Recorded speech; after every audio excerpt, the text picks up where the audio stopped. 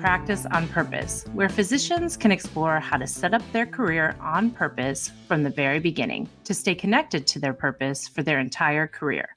I'm Dr. Nicole Yule, a health psychologist with decades of experience in healthcare, from the front lines of a level 1 trauma center to the leadership of one of the largest healthcare systems in the country. I'm passionate about physician well-being and creating mentally healthy workplaces. If you want to thoughtfully establish a career that aligns with your values and passions and ensure a long and rewarding life as a physician, then you've come to the right place. Today, we're talking about practicing medicine abroad. Our guests are Dr. Floyd Rebollo and Dr. Ariana Sundik.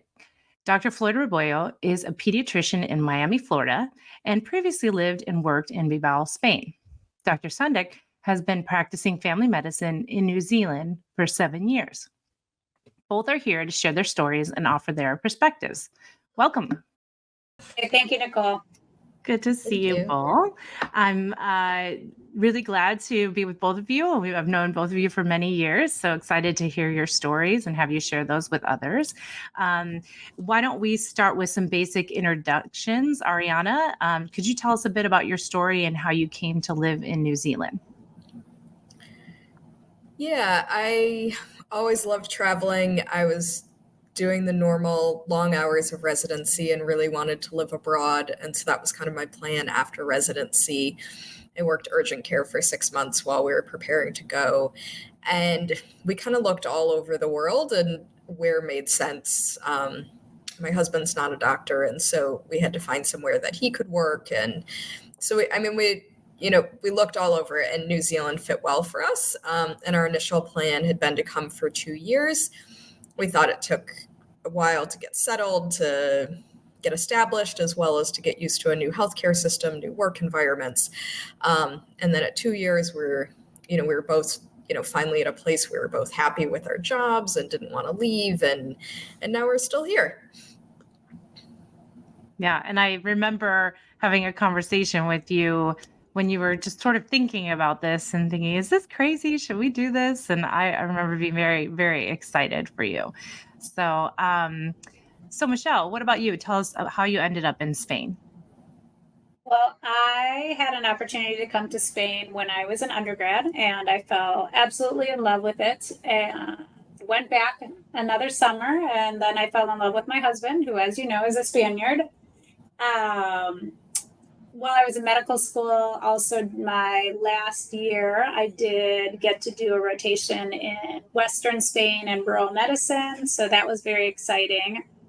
And then about 10 years ago, just for family reasons, it kind of worked out for us best to go to Spain, be with my husband's family for a while. We wanted our kids to be exposed to that opportunity as well. So I was there and was practicing for about 8 years. Mm-hmm. And I've been to visit Michelle there, and it is just an absolutely gorgeous city. So I can't blame you for wanting to be there. So Michelle, could you describe the kind of work you did while you were in Spain? Sure. So initially when I first got there and I was kind of getting my paperwork and convalidations in order, I started just doing some observerships to see how things worked. So I worked through primary care, through developmental pediatrics. And then I had an opportunity to start working as a project coordinator for a multidisciplinary project for children with special needs.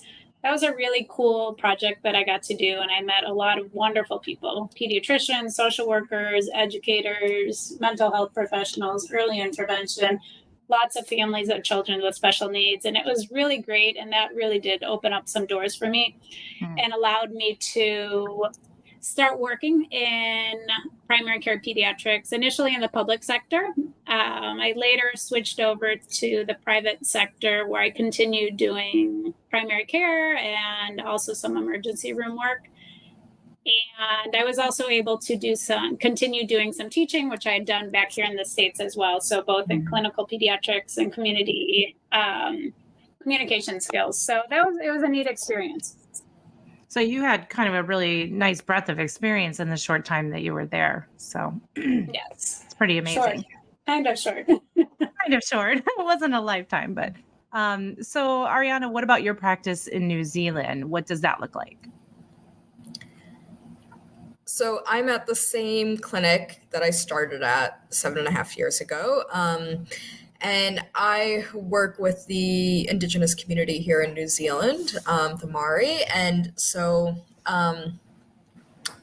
all of the issues you could typically imagine with colonialization, underserved, issues of poverty, loss of culture, a lot of the things you can see across the world, but with different communities. Mm-hmm. And when I started, though, I was recently out of residency. We were shorter staffed. We had a different clinic model.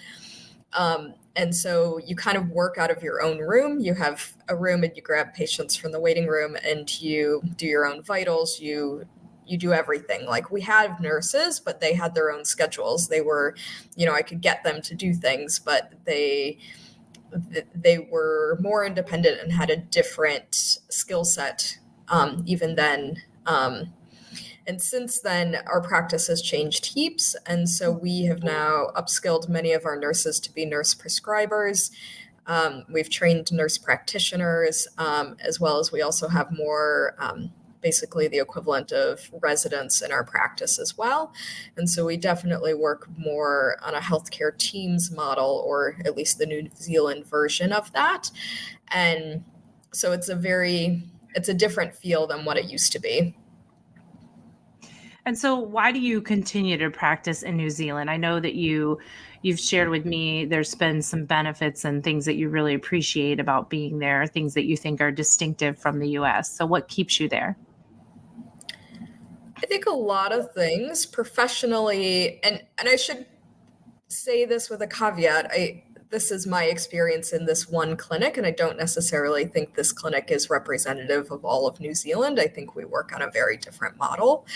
But I think I stay at this clinic for a much better work-life balance than I would have in the US, or at least what I hear from a lot of my colleagues that I trained with.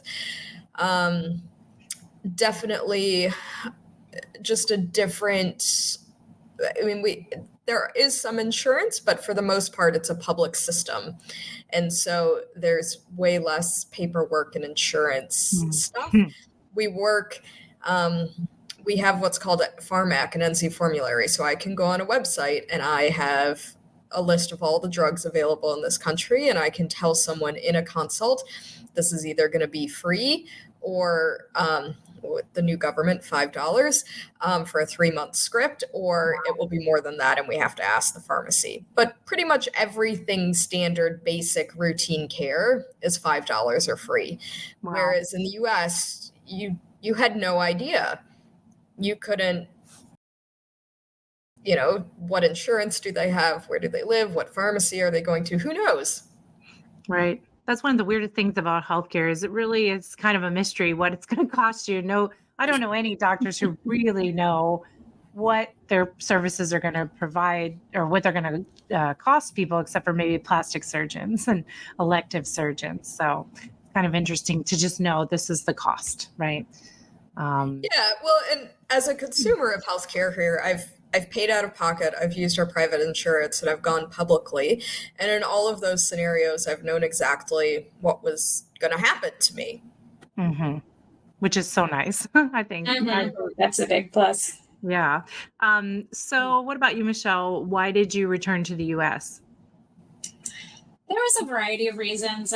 But first and foremost was family. It's just hard to be away from my family as long as I was. And especially with COVID, there was like a 2-year block that we really couldn't travel. So that made it difficult.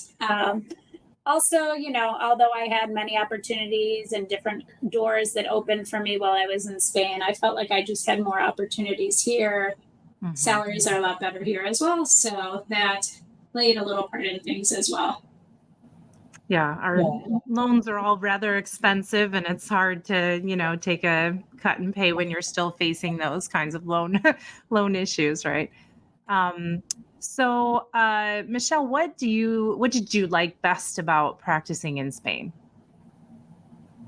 I think one thing that really fascinated me when I first started working was just how similar everything was in pediatrics. I had worked in Miami, I had worked in Chicago, in both the public and the private sectors. And when I got to Spain, I was happily impressed to see that many things worked in pediatrics the same. Kids got sick, parents had a lot of the same concerns. So that was kind of refreshing. It was just sort of more like as you go to any new city or new hospital system or new clinic, kind of how things are done. What's the referral system? That was different. The other things I like, as Ariana mentioned, just the work-life balance, I think, is very different than here. People, I've heard people say they live to work, not work to live, which is often the motto here, I think. There's the work hours is about 35 to 40 hours per week. Holidays are abundant. Vacations are not an optional thing. People take multiple weeks of vacation, and it's just expected that they will do that. So I think that that's a really great thing.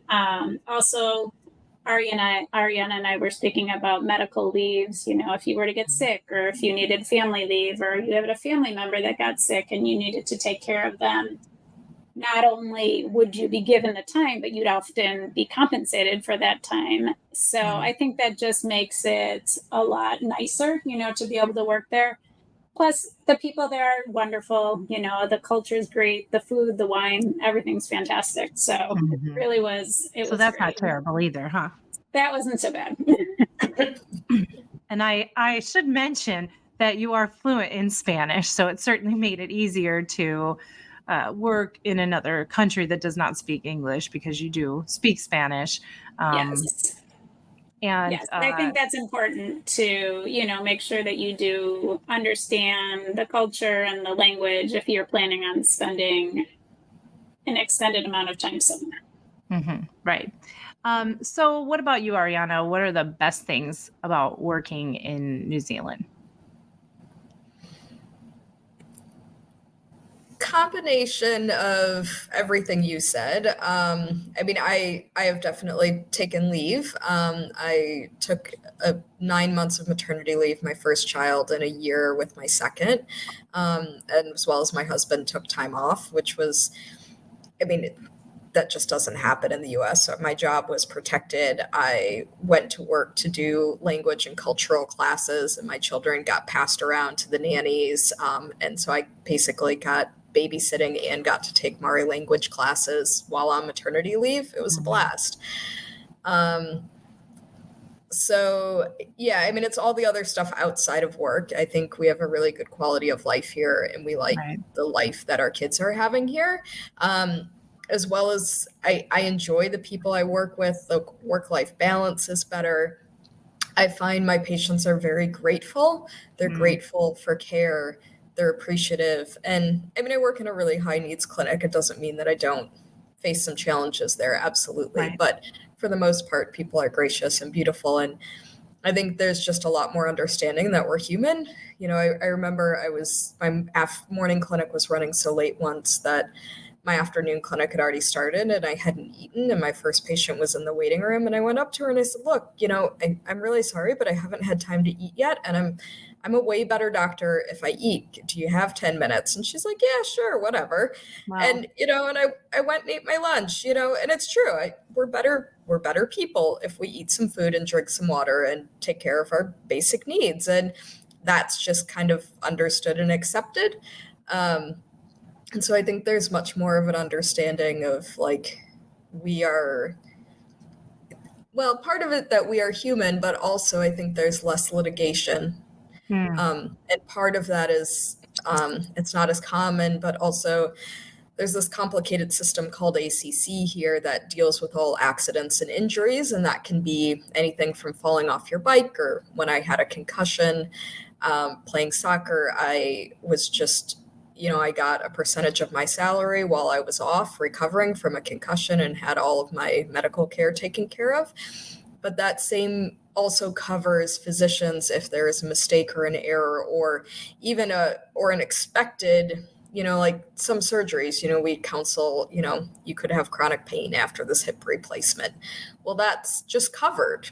You don't have to sue a doc to then have that injury covered. You're just taken care of. And so it really changes the dynamics. You can have much more open and honest conversations with patients that, that didn't go well, or whatever the case, because you're not worried about being sued is likely. And you know what? I think that if you walked out in the US to the patient lobby and said, look, I have not had a chance to eat. I'm going to be a way better doctor in 10 minutes. If you could just give me 10 minutes, that'd be great. I think the people would be fine with it. I'm not so sure the administration would be fine with it. That's where I think that the system can be. I think people, I've said that before to people, or I have to step out. I have a phone call from my children and I need to tend to them for a minute. I think if we're honest with people, I definitely think that wherever you are, certain places might be more accepting than others. But I do want to echo, I think the litigation and the insurance headaches that we have here in the United States coming back, that was a big thing that I had not forgotten about, but sort of. And now that I have to deal with it, prior authorizations for prescriptions that I just wrote for, I just don't understand why I have to do that. So those are things that I didn't have to deal with when I was in Spain. So that was very pleasant. So a little less fear around your work and that distance between you and the patient isn't a factor. So I would say fear as much as just less additional administrative work that doesn't seem very necessary. Right. And some of that administrative work is meant to cover our bases then, for exactly. That, avoiding that litigation. Exactly. So Ariana, what are the drawbacks of practicing abroad? It's definitely a transition. I would agree. I think it is important you speak as the language, and even coming to a culture where the language has been greatly diminished, but there is a resurgence of it. Any bit of it I can use, I think, adds to patients' comfort and their ability to build a rapport. So I think having a cultural understanding, and you won't know that on day one. I had a cultural induction, but 7 years in, I'm still learning things every day, and so, that's to be expected. Using the language as much as you can. So I think the transition period, learning the system, getting comfortable with the culture and language, I would say most places you go, you will be paid less than the United States. Mm-hmm. Maybe there's a few exceptions to that, but most of them you will. My experience was I was given a medical license and was free to work as a GP here, but in a way I was demoted. And so I have not legally been able to train residents here until I have just, many years into this, we finally decided, okay, we're here for a while, we should do this. I finished fellowship training here. So now I am just about legally ready to train residents. So I think, your scope of practice may change, and part of that being maybe being demoted, but part of that may also just be the climate of what do GPs do in different communities. Like here, my nurses do my pap smears. I occasionally do one but everyone just has a different scope. So it just takes a little time to get used to the subtle differences and some major differences, right? Mm-hmm. Michelle, you also experienced maybe some roadblocks or just differences. Can you describe some of those and how you tried to address them? Sure. I think, as you mentioned, just kind of the credentialing part of things is a challenge. I think probably wherever you go. I know if you wanted to come to the United States to practice, it would be a disaster if you trained elsewhere, because you'd have to complete your training again.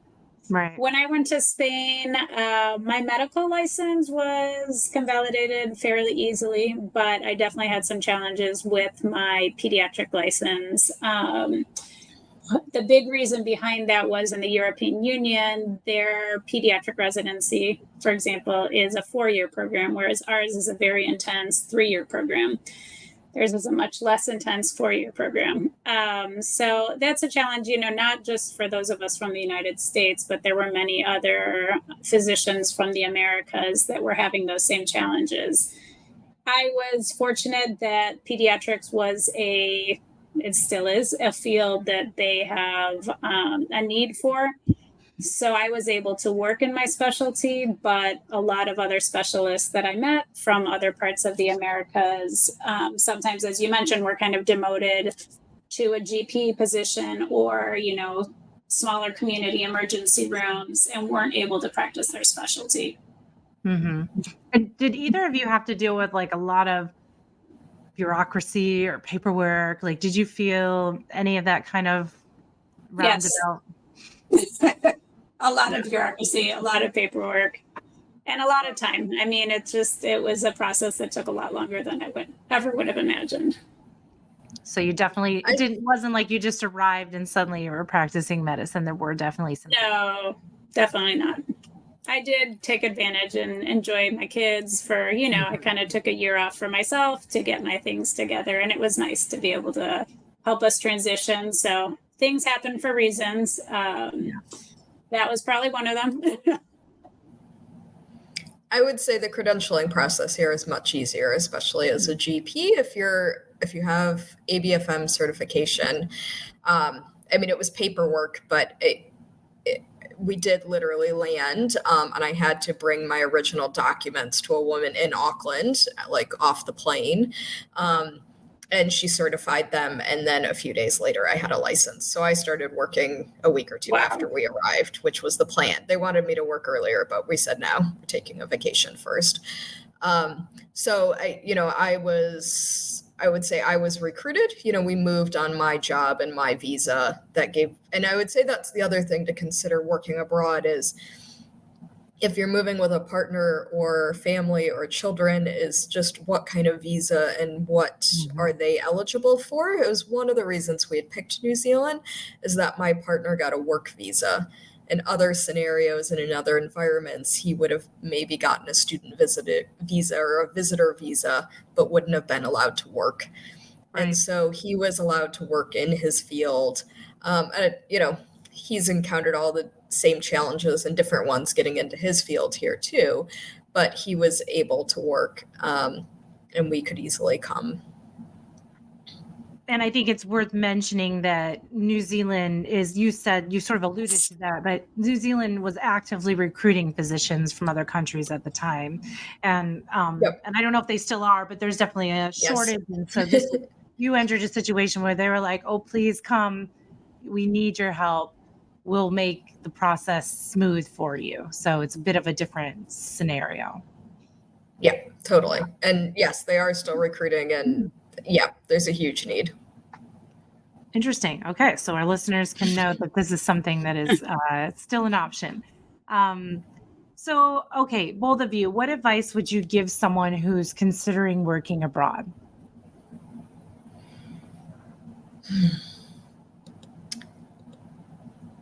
I would, whenever possible, if you can find someone who's worked in that country, the advice they can give you is invaluable. We used a recruiting firm to come here, which was helpful, but I wouldn't say is necessary, especially if you know someone who is here who can answer some questions and guide you. But I would also say that probably depends on the country. Some countries may be more dependent on recruiters or not. And some recruiters do more than others. And some places you can just, once you figure out what their website is that they advertise all their jobs on, you could pretty much find your own. So I think It really depends on the country. So I think it's so specific. Right. What about you, Michelle? I just think an opportunity to live, study, or work abroad is amazing. It's really changed my life. It's opened my eyes in so many different ways. And I really see things in a much different way than I did before I went to Spain the first time many, many years ago. I think it's a really enriching experience. So if people have an opportunity to do it, there's a lot of different ways to do it. But like we said, I think it's important to kind of understand where you're going, understand, like Ariana mentioned, what are the work opportunities, for you? Do you have a partner? Do you have a family? What are things going to look like for them for the schooling? What's the culture like? What's the language? So those are all things to kind of take into consideration as you're looking at different options to see what you need to do, and then give yourself time, prepare ahead of time, kind of get those documents ready before you go. And it sounds like in New Zealand, and especially if you're being recruited, things will probably go a lot faster. But my experience was I needed to maintain patience, and just wait for the government to get back to me. And whenever they did, and it was completely out of my hands to say when things would happen or wouldn't. So I think that's just something that people have to kind of keep in mind too, as they're looking forward to doing this. And you guys are both moms, so any stories to share about just what it was like to, or what it is or was like to raise family in another country? I think for us, it's been great. I mean, maternity leave was just a completely different experience to the US. I mean, we had weekly coffee groups where I met with other moms, and we hung out in basically a daycare center where a woman made us tea and fed us snacks, and we all vented and chat and talked about books and hung out. And I had a weekly hiking group. I went hiking up the mountain with another friend every week, and we each had a baby on our backs, and we had an amazing time. And that would not have been the same experience in the US. I think having kids somewhere else, also challenging. My daughter just started primary here, so elementary school. And it's funny because it's different. I was talking to the teacher. I was like, I don't actually know. Is she in kindergarten? Is she in first grade? Like, what are we even doing right now? And, I'm an involved parent who's, gone to the transition phases and all that stuff, and I still have no idea what's going on. So, I think it does take time to get used to the systems and recognizing that they're getting a different education with a different value system as well. In times maybe not as rigorous, but my daughter's also going to be in the school pool every single day, term 1 and term 4, and swimming. And these are good life skills. Right. So it's hard to value and to place a judgment at what's better and what do you do about it? Who knows? Right. And it is hard, navigating all these little things. Like, I have a really close friend who lives here, and she's lived in the US for about 1.5 years now, and she's from India. And she texts me all the time with these little questions, like, what is summer school? What is career day, or what is high interest day, or what do they mean by they have to wear their class color shirt at field day? Like, what are these, these things that we take for granted, or that you just know intuitively, or you knew it from your childhood? They're all new words, and they're very confusing. So it's nice to have someone. So I think one thing I'd say is find people that you can ask dumb questions to, and don't be afraid to ask those questions, because it can make life so much easier if you can just ask a few dumb questions at the beginning. Michelle, you have 3 children, and they're older now. They're, middle school, high school age, and they're trilingual. Yes, they are. So yes, I would say, I think having family in Spain, it definitely, is great. That having more time to be with them. Although my family wasn't there, my husband's family was very close. So that was definitely a plus. But we spent, you can see Bilbao in the background. It's a very outdoorsy, green place. It's not New Zealand, but it's a really beautiful place. And we spend time outside all the time, so, the lifestyle is outdoors, the culture is outdoors. It's a very social culture. Food is something that the kids it's ingrained in their system from early on. Healthy eating, good exercise. And where I happen to live in the Basque region, and Bilbao in particular, food is something that's a very big part of the culture. They have contests for everything. Even in my kids' school, we got a tour of the kids' cafeteria where they were preparing the food for the lunch, and they would have cooking contests that the kids would do, during their, field days and whatnot. some of the challenges, as you mentioned, just navigating the new school system. How do things work? What do these points mean? How do you get your kids into the schools? What are good schools? One interesting challenge that I have, even though I lived in Spain, since we were in the Basque region, the Basque region also has its own language. So they speak Basque. So that was an interesting challenge for my husband and I, because our children had a large part of their education in Basque, much more than we would have liked. That actually complicated some of my working opportunities as well. But I think that was kind of a unique challenge to this small area in Spain. But yes, our children now are, trilingual in English, Spanish, and Basque. So I think it's just different. It's a different... that was not an expected challenge that I thought we would have. Well, and this is something that's emerging across the world, like Hawaiian. They're doing Hawaiian immersion schools and there's a resurgence of the pride in the language. And the last time I was in the Yucatan in Mexico, there was a huge resurgence in bilingual schools to re-emerge the Mayan language, and they're developing apps to teach it. So I think, that could be something that comes up in quite a few regions. It's definitely there is Mari immersion here, so that does exist, but it's not everywhere. But I will say it definitely is changing the curriculum. So introducing more, not only Mari language, but culture, as well as there's a discussion currently about, we should be teaching Mari science instead of traditional biology, chemistry, and physics. And, I'm not opposed, but I'm curious to see how it plays out, and to see, well, is my kid also going to get biology, physics, and chemistry? How is that going to work? Mm-hmm. As a physician, that's sort of a priority, right? Yeah. We'll see how that works out.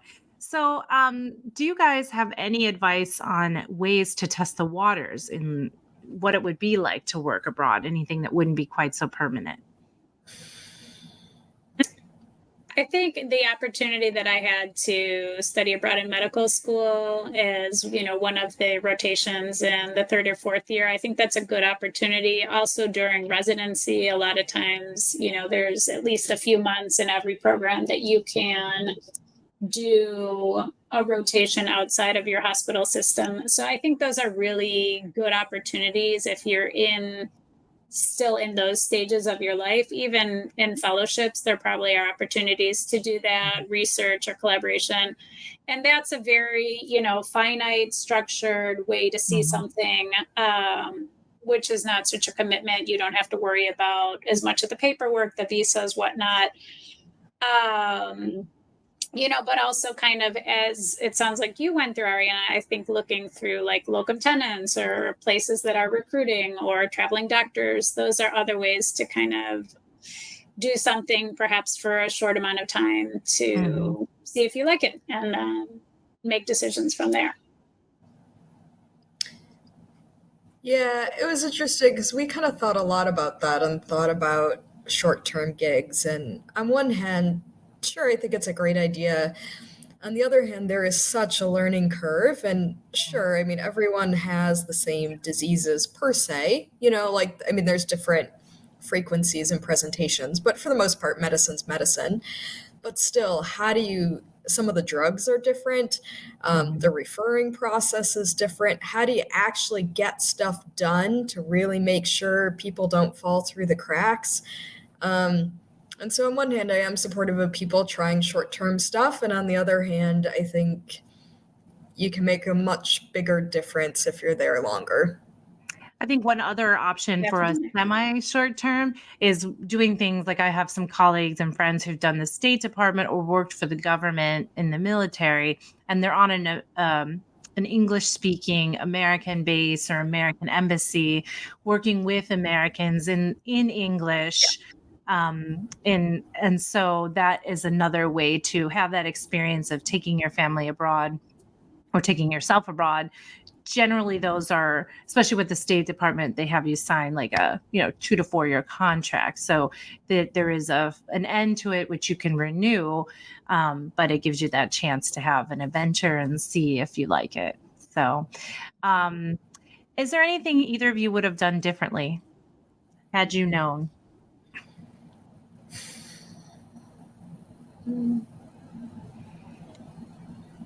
I think for me, just kind of starting the process a little bit earlier to get all the paperwork and whatnot going ahead of time. We moved a little sooner than we had planned on moving, so it wasn't something that I had necessarily in the forefront of my mind. And I had 3 little kids, so, I could only do what I could do. But I think that's probably what I would have done a little differently. I guess just be mentally prepared that you may really like it. Right. We've seen a lot of people come. We've seen a number of families go back and then come back within a year.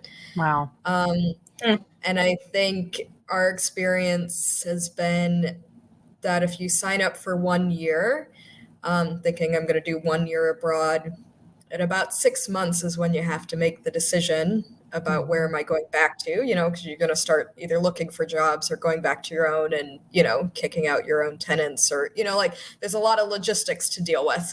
And at 6 months, you're not always the happiest, you're the honeymoon phase is worn off. You don't have a really robust social network yet necessarily.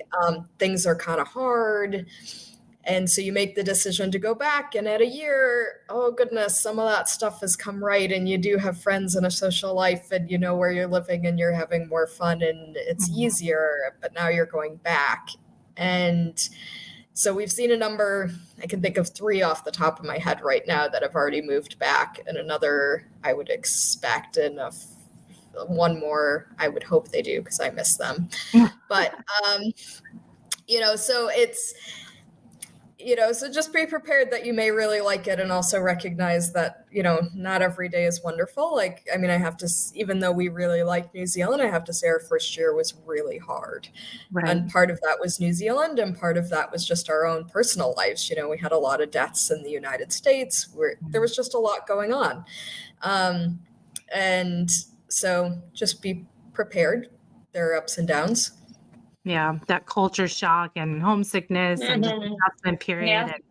And if you've never lived anywhere super far away from your family and friends, it's definitely an adjustment, and it's a skill to readjust and make connections. And, people have their, especially once you're an adult, most other people also have their busy lives, and it gets a little harder to make those connections. You definitely have to be the one to make the effort, right? Because everyone else has a regularly scheduled life, and you're the one interrupting. So, okay. So I have a few closing questions that I ask everybody. I'm going to start with Michelle. What is your greatest passion or purpose right now? I did a lot of thinking about that question. I really think that caring for others continues to be one of my biggest passions in life. And do you feel like, what are the things you're doing to stay connected to that purpose right now? I think just, my family, my friends, my kids, my colleagues all kind of keep me connected to that. And, the work I do every day with kids and families, I love it, and I love really trying to give the best care that I can, trying to make, for me, if I can get a kid to smile or a parent to leave the office happy, I feel like I've done a good job in that visit. And, regardless of whatever else happened, that to me is kind of where I think things need to be, and really doing it in an integrative way, bringing in the family, the community, and being connected to those, all of those aspects to me is really important. And it makes me love my job. And what's next for you? One never knows, right, Nicole? I'm always exploring, so it's hard to say. But I think as I continue my learning and my growth, my personal development, I think I really am looking at things in a much more holistic way. Nutrition has always been a big area of interest for me, but I continue to delve more and more into that. Mental health, holistic care, and I think really exploring more of the options in telehealth and the online and digital platforms that are available. I'm starting to get my feet wet in that a little bit, but I think that's somewhere that down the road, it may be an option for me that will give me a little more flexibility in my life as well. And one of the things we love to do on this show is to talk about all the possibilities and the amazing things you can do with a medical degree.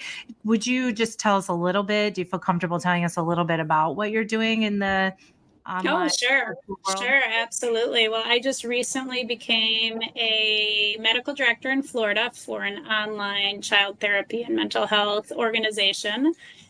And I think they have a fantastic mission, and they're really working to try to help meet some of the challenges that we have across the United States and really worldwide. But their focus right now is the United States, to help children, especially those that are low income or with Medicaid, to be able to get the services that they need. I've also started some social media platforms, although I haven't been as consistent as I probably need to be or have had. But down the road, that's something I would like to do, and keep the possibility open of doing more telehealth consults or working in a way that I can do that. So as I said, I'm just kind of getting my feet wet, but exploring possibilities to see what's there. That is so cool and so needed, really important work. So Ariana, what about you? What is your greatest passion or purpose? I think I've always been drawn to the fact that everyone deserves good quality access to healthcare, which was a bit hit or miss in the US. And here with a public system, I can say everyone at least gets the basics, or to be honest, more than the basics.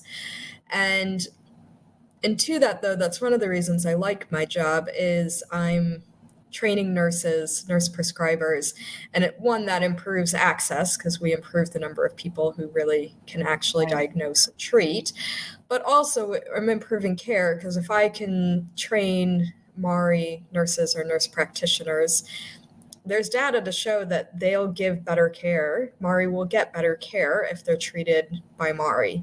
And so the reality is we don't have enough MARI doctors, we don't have enough MARI nurses, and anything we can do to improve that workforce will improve access to care and equity.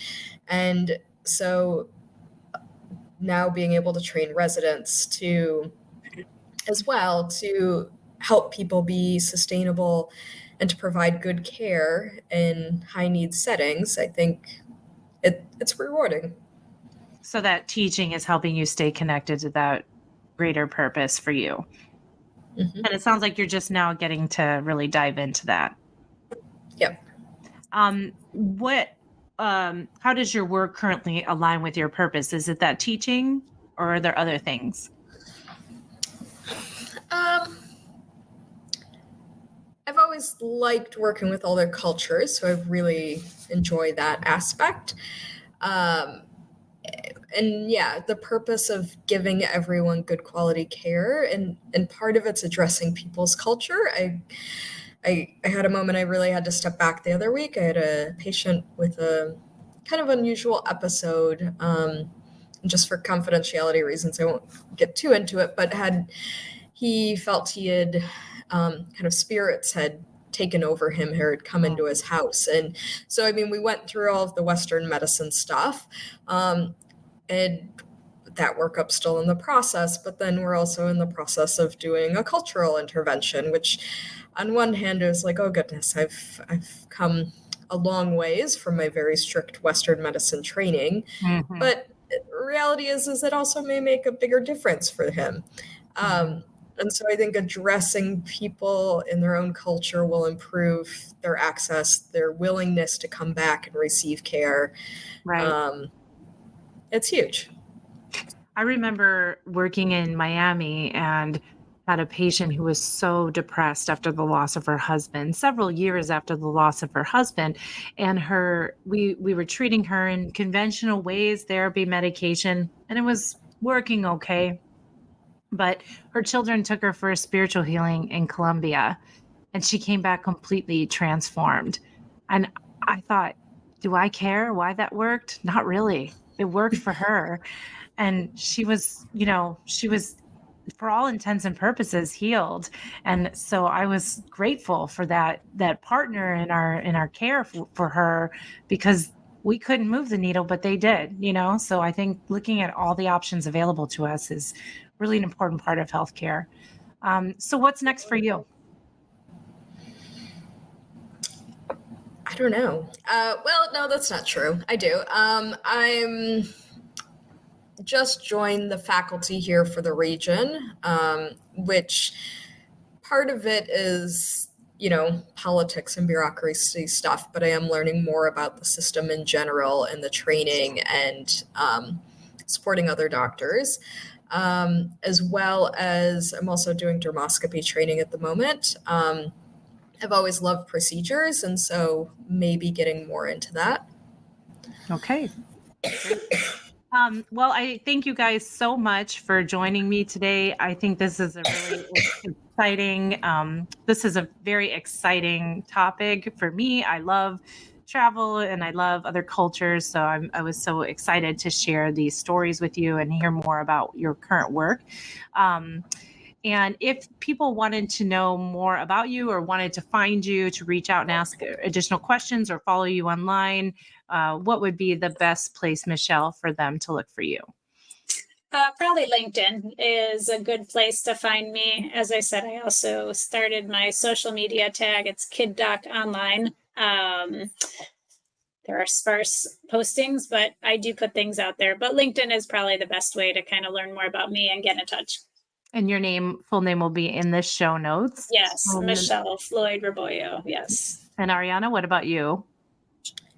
Probably Facebook would be the easiest. Okay. So look for your new friends online and learn. If you want to learn more or reach out with any questions, there'll be some additional information in the show notes just for spelling. Thank you so much for joining us for this chat on living and working abroad and practicing medicine abroad. We hope that this show has you thinking about your own career and what action you can take to make it ideal for you right from the start. If you enjoyed this episode, please like and subscribe and tell others to join us. We greatly appreciate your reviews and comments, which help us grow to a wider audience. If you want to stay in touch, email me at practiceonpurpose@heyinfluent.com. Let me know what topics you want us to explore in the future. And remember, build your practice on purpose to stay connected to your purpose. I appreciate you joining us on this journey. Let's keep exploring together. Until next episode.